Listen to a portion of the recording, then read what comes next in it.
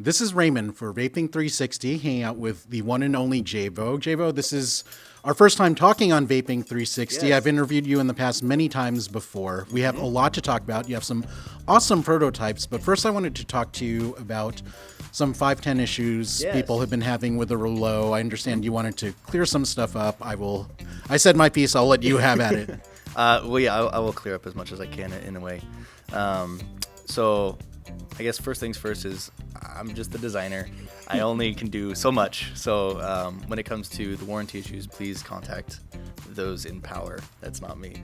I can tell you, however, that the 510 that we use does have a max and minimum function range, and I will give that to you in millimeters. So minimum is 3.5 millimeters, and the little spring that holds the 510 pin depresses a total of 1.2, which leaves you at 4.7. So if your 510 pin contact exceeds 4.7, you're technically smashing the little baby spring inside, and you may cause your 510 not to actually flow current correctly. Most tanks, and by most I literally mean almost all, are within that 4.7, including my TFE4. Yes, I know it was mentioned. My TFE4 is actually at 4.5. And as you change coils in the TFE4, and depending on how tightly you tighten those coils in, you will push that pin out farther and farther. It obviously doesn't stick out that much farther, but still, most, if not all TFE4s I've tried are at that 4.7 maximum. For an example, my old Tobe atomizer from several years ago now. I believe right? Is it really? Yeah. It feels so long. Yeah, because I had the anyways, that one actually sticks out a total of 5. So I don't use my Tobe stuff on the, Right. Just being aware of that sort of limit. If you have a crushed 510, again, I'm not warranty. I don't really know what to do other than to just point you in sort of the right direction. Right. Yeah, kind of makes me feel a bit useless, but sorry. So I won't talk to you about warranty stuff because that is not your domain. No, and I think I'd be really bad at it if I was. No, you try to fix everything. That's my I know problem. you. I know. Yeah, and it's like I'll send you mine. Yeah. Anyways. So Rulo RX200, that's in the past, except for new colors. You got a bunch of new colors. Yeah, I'm a Star Wars nerd. Secretly. So, well, not secretly. I'm pretty overt about it. Yeah, not at all. But the two new colors that were going to be released was a white frame with orange BB-8, yes. right? And then, of course, the alternate, which would be oh my god, I almost said Snoke. Wow, talking about Star Wars nerd. No, the kind of the dark metallic crimson red and black, and those were going to be the two. And then I think we actually had 2 prototypes made of just white, and that was actually one of the ones I gave away on my little Instagram thing of like, yay, here's a RX. But once those were made and I actually held one in my hand, I was like, yeah, no, the orange has got to go. The orange was fantastic, and for those of you who've done orange on your own, well done, because that's what I wanted. But I think the all white is a little bit more broad in spectrum. Right. We'll put it that way. Yeah. And then, of course, the like blood red and black is just fantastic. That one, it does look cool, but it reminds me of the Chicago Bulls. But I am loving the all white one. Think Deadpool. Okay, okay, that's a whole lot better. Now, moving to the future, you just showed me a whole bunch of cool prototypes, Yes. some really exciting stuff. Where do you want to start? Oh God. I probably will start with the Pressa 100 and the 30 mil little dripper that goes on it. So the Pressa 100 is the next generation in the Pressa line. It is a 100 watt 26650, and we've also made little adapters that you can use 18650 as well, because I personally don't really own that many 26650s, but I do like them. They're it's a different look, different feel, and it's something you can't really get with the normal 22 mil devices. So I went ahead and created a 30 mil dripper. And I know that sounds weird because I think sometime on social media long ago I was like, I'll never make a 30 mil dripper. And technically it's still true. So this 30 mil dripper is a bit interesting and fun because the outer wall is separated by an inner glass wall, and that is where the airflow goes. So the inside actual atomizer itself, the dripper, if you will, is still 22 millimeters and will fit with all the indestructible, all the other compatible parts. but it does create this really cool, kind of unique, almost tank-like looking device with a little top adjustable airflow ring. Everything comes in, and you'll see that on the close-ups as well. But it was a way of just kind of, I don't know, like satisfying the need for a 30 mil while still being rebellious and saying, no, I want the 22. The deck is really interesting, actually. The negative portion of the deck is very low profile, and the positive pin almost has kind of a T shape to it, or even a Y, as you mentioned. And this is unique because you get the convenience and the freedom of a two-post style build deck, but you have positive and negative on either side. So you're really not committed to these sort of grandiose big coils, though it will fit them and work really well doing so. You can actually get away with some really interesting and unique, strange builds, actually. This looks like the most versatile build deck that I've ever seen, because you have positives on the left, right, and center. That's true. Thank you. I forgot about my own center post. No, he has jet lag, to be fair. He just got back from China. I am fresh off the boat. No, you're quite right. So I went ahead and added a little center pin hole, dead center that is, so that you can still build your normal, I guess, centered coil, dual coil, whatever you want to do. The normal, the traditional, so that way it's still not intimidating should you not have that skill set yet.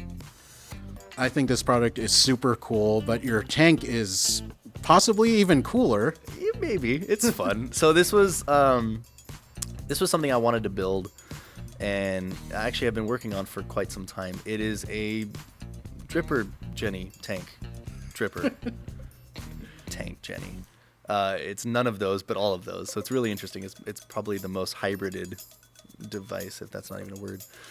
But it's quite interesting, and again, you'll see in the close-ups. But the actual base, where you put the juice and everything, and the deck itself, that's all one unit. And then there's a very long glass sleeve that fits over the entire thing with no air holes. So then you go, where's my air coming from? Well, it actually does come from the top, so that there's really no leakage, or less leakage opportunity. But it's cool because the whole thing is glass, and you can see your cotton, your juice, your coil. You can kind of display really the whole thing. And now, while it is utilizing only half of the build deck, the other half is an actual a peak air plug, or a juice plug, if you will. It's multi-purpose. You can do dual vertical coils. You can do single crazy long Claptons, which is what I prefer, or a very long horizontal coil. And then actually, instead of having to stuff your cotton into these tiny little holes, or large holes even for a normal Jenny style tank, or even the rebuildable drip tanks like the Haze, and there's a few others, I think. These air holes, cotton holes are actually right up against the glass, and they're open because I have that solid piece that I'm utilizing, instead of having another set of O-rings and a seal and that sort of thing. So building is incredibly easy. You literally just drape your cotton down and then drop the glass over it. Done. Yeah. And then pretty much line up your top cap and off you go. So the top cap's also a little bit unique. It's utilizing the same sort of air style technology, is that even a way of saying it, as the indestructible.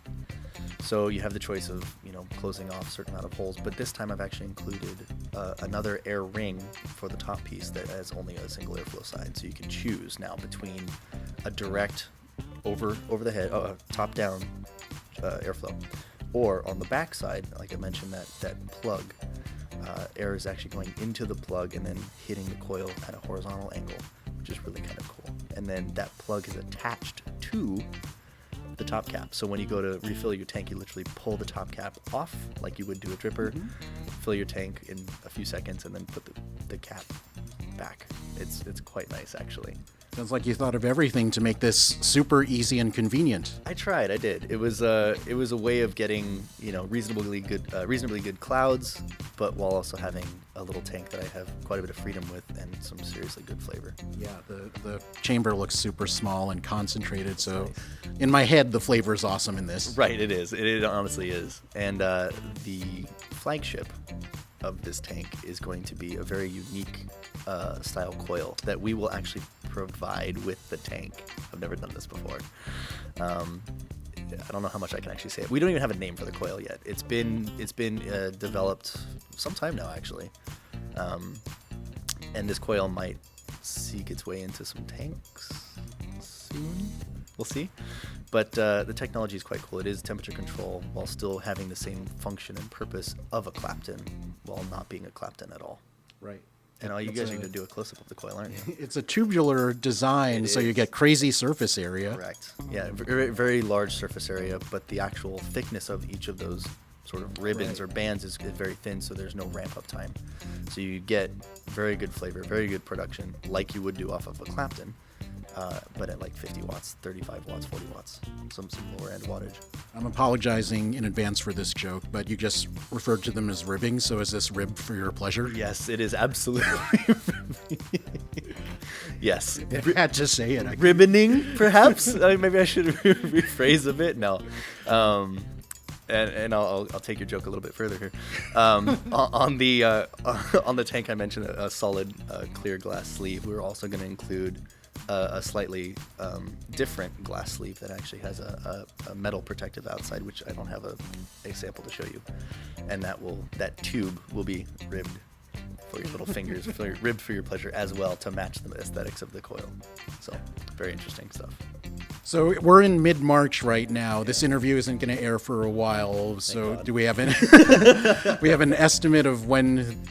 I guess by the time this does run, these products should be out or out soon. Should be, or at least there's going to be a general press release for this kind of stuff. I'm going to guess 3 weeks. Don't hold me to that, please. So in video games, we use vague terms like spring 2016. Yeah, right. Pre-summer. No, I'm sorry. Pre-summer. Let's hope for before spring break. Okay. Or spring break's actually with Easter, which is still in March this time. Oh, that might get me in trouble. I did not. Let's say mid-April. Okay. Let's do that. And if I'm a liar, who cares? There you go. Jabo, it's also always excellent hanging out with you. Thank you for being the first person I filmed with Vaping 360.